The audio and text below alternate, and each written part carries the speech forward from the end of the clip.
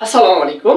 মার্নিনের অসাধারণ একটি অঙ্ক আপনাদের মাঝে নিয়ে এসেছি, যে অঙ্কটি আমরা খুব সুন্দরভাবে উপভোগ করব আজকে। সর্বপ্রথম উদ্দীপকটাকে একটু ফলো করে দেখি। এখানে বলছে P minus one by P সমান 4 হলে এটার মান নির্ণয় করব। এটার মান কি করব? নির্ণয় করব। আচ্ছা, আপাতত মনে করি এটা আমরা জানি না, এটাকে একটু ক্যালকুলেশন করে নিই।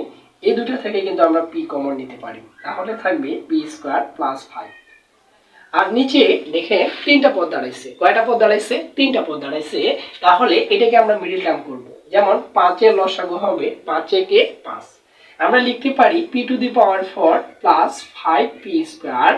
এরপরে লিখতে পারি আমরা মাইনাস পি স্কয়ার, তারপরে থাকলো মাইনাস এই যে আমাদের 5, তাই না?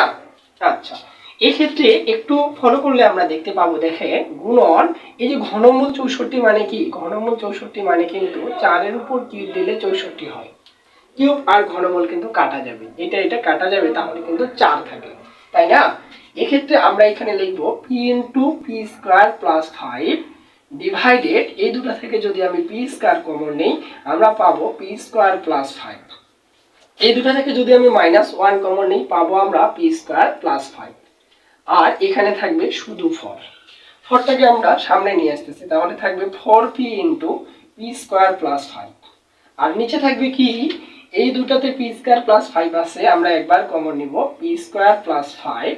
আর থাকবে কি আমাদের এখানে, যে পি স্কয়ার মাইনাস 1। দেখেন তো এটা কাটা যায় কিনা? কাটা যায়। তাহলে আমরা মান পাচ্ছি কি? উপরে 4p আর নিচে পাচ্ছি আমরা P square minus 1। P square minus 1।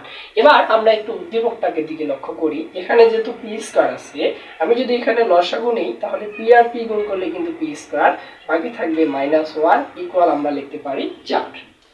এখন আমরা এইভাবে করতে পারি যে পি স্কয়ার মাইনাস 1 সমান পিটাকে যদি পার করে দেই, এখানে কিন্তু 4p হয়ে যাবে।